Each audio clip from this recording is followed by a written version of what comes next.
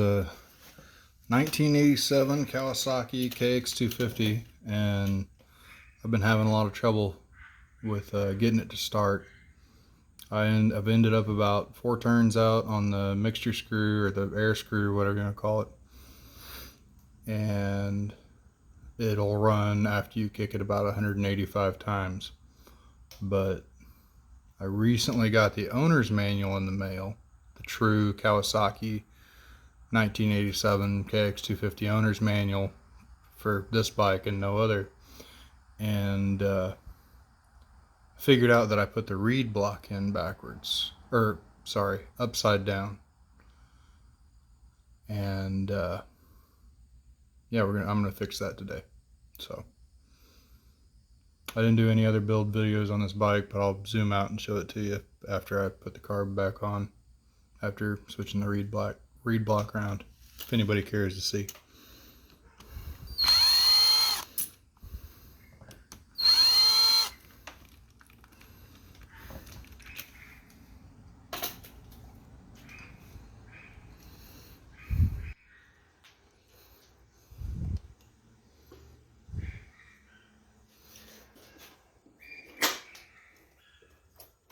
No, I guess I had just left the throttle housing there.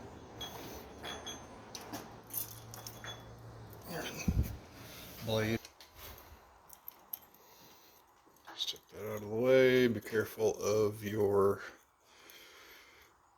needle. Don't want that to get damaged in any way. Because for most bikes, you can get a similar needle to the factory one. But there are a few out there, like this one, that you can't find any for. And when you do, everybody wants a fortune for them. So, if you can save the factory parts, do it. So, whoops.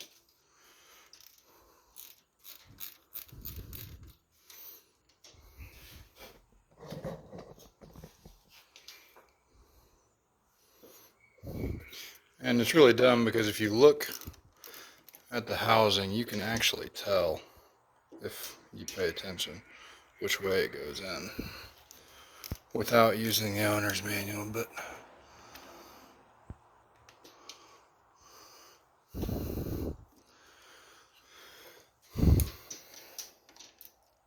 I didn't get it in there correctly, so.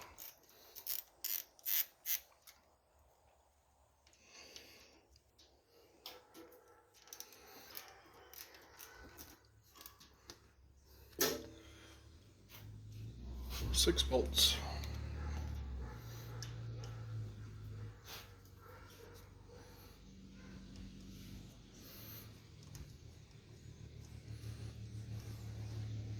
I've got something that worked great. Whoops.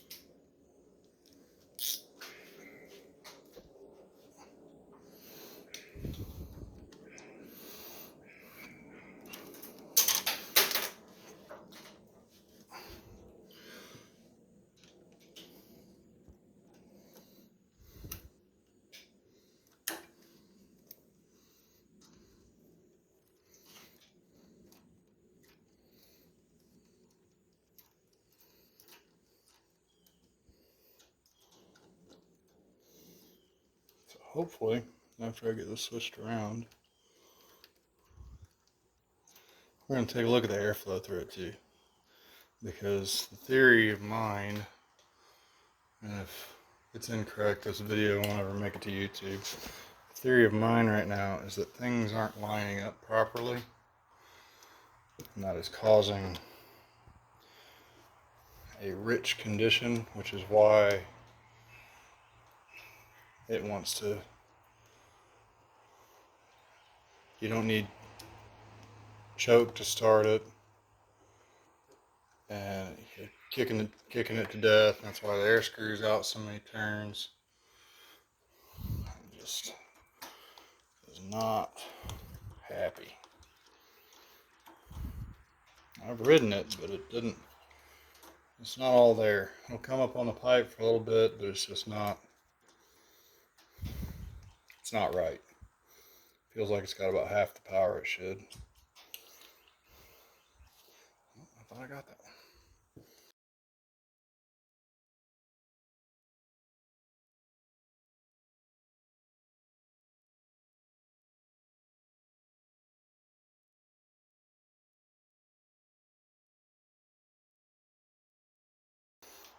Okay.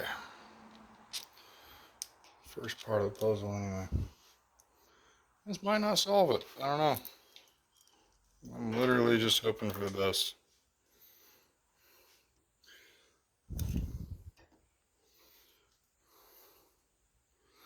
Let me take a look. Well, it didn't line up great, but it's not blocking it off in such a way that I would think that it would cause such an issue. But it's certainly not helping anything. So if you turn it the right way, you can see everything lines up better if I can hold it right. And you can also see, kind of see it better from this angle, how this edge right here is straight and then it comes in right there. Well, you know, that matches the reed block. And in the owner's manual, you can clearly see the arrow pointing down. So, you know, if you'd pay half a bit of attention, you'd know that it goes back together that way. But this is how I had it installed. So, we'll see.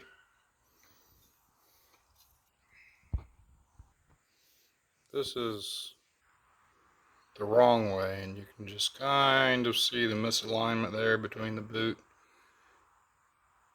and the reed block. It's on top and bottom. I don't know if you can really see it, but if you put it on the correct way,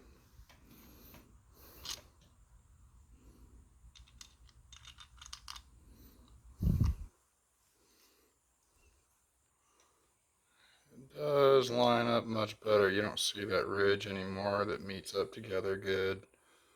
So hopefully, fingers crossed, this is the issue. We'll see. Alright, slide the reed block in there the right way. All arrows down.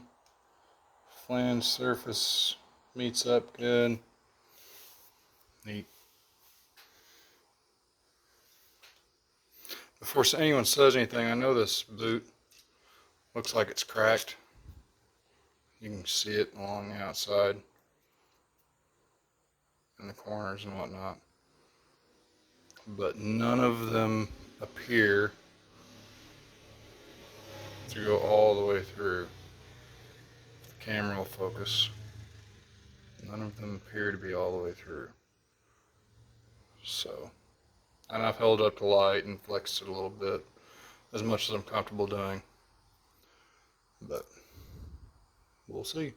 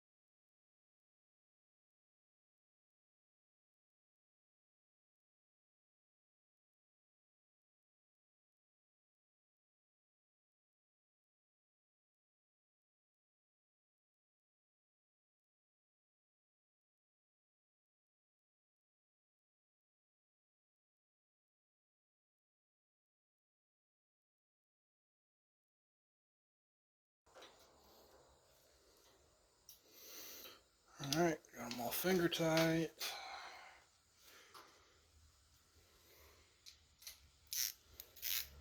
Yeah, torque them to spec here.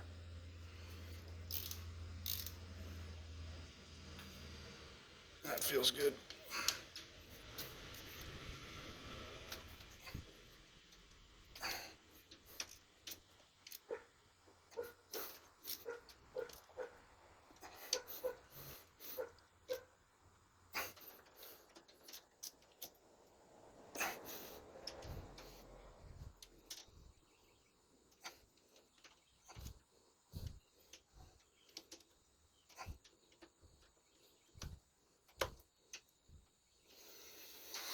All right, carburetor on.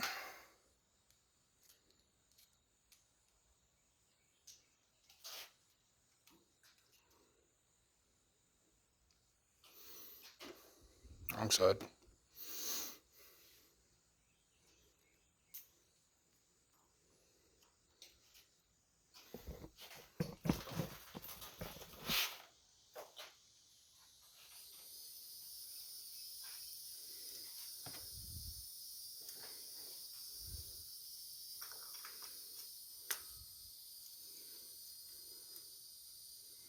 Try and show you what I'm doing here. Maybe. Come on. Go on your home.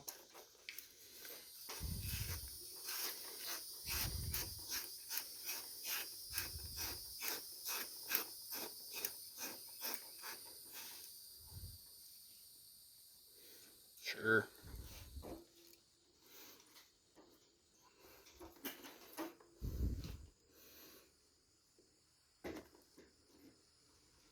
Hard to do with a camera right in front of you.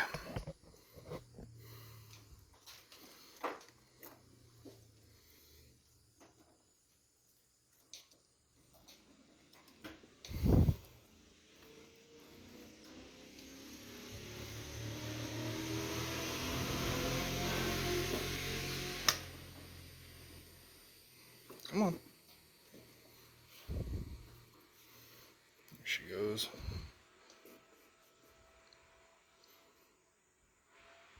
Neat.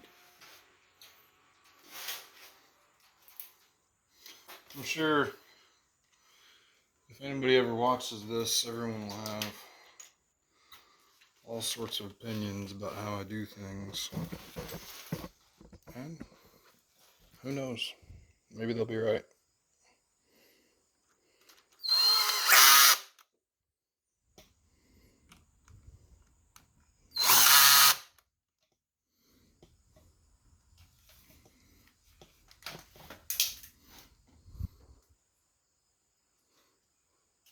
Tighten those up by hand a little bit.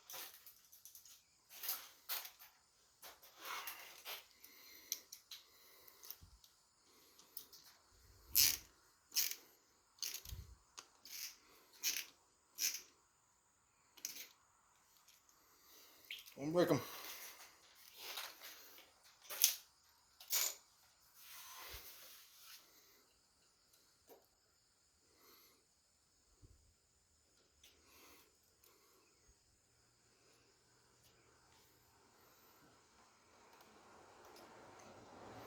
Fuel. For those that didn't know, it's on the other side of the carburetor. Run in until it seats. Curse the man that came up with slotted screws. And then 1.5. And hopefully something happens.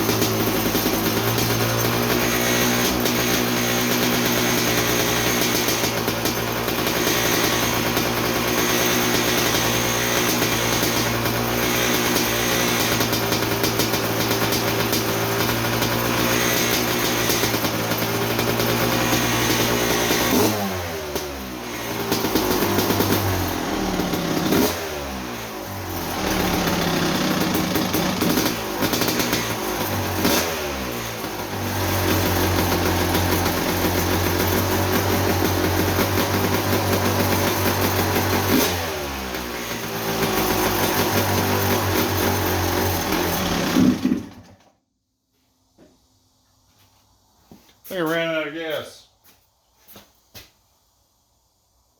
Sure did. Hold on.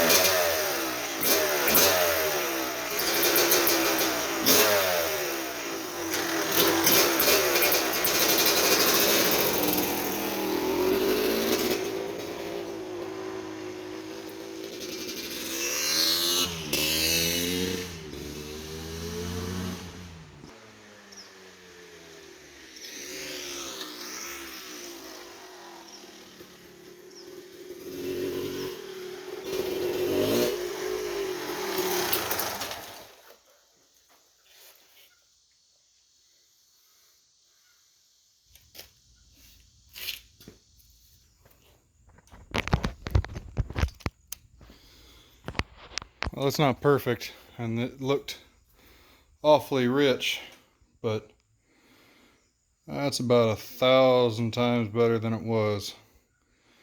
So, see if we can't get it tuned up better and see how much better it runs. Probably go,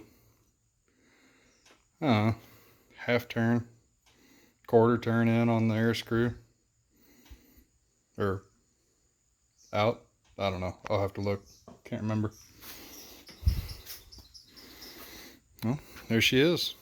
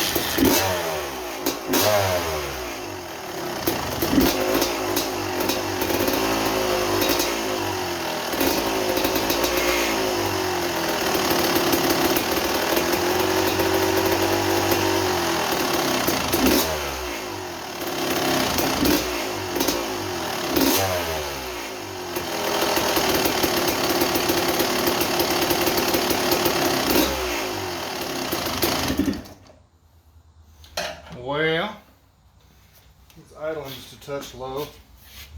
That's not helping anything with the tuning. I'm sure if anybody that's any good at this watches this video, you'll have all sorts of positive things to say. But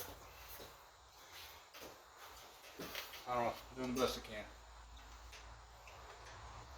Bring the idle up just a little bit so I can actually mess with it.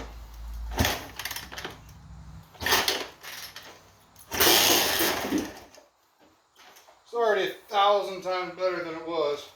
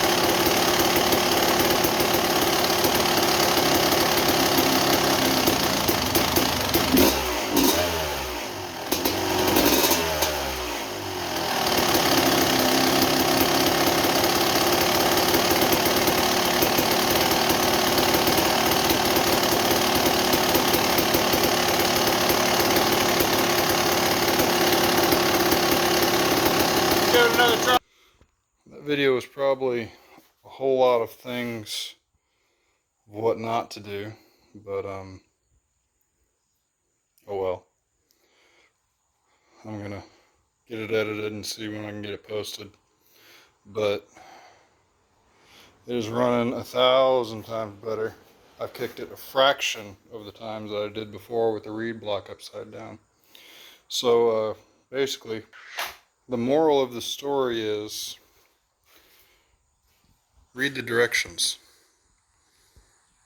The directions will set you free, or something like that.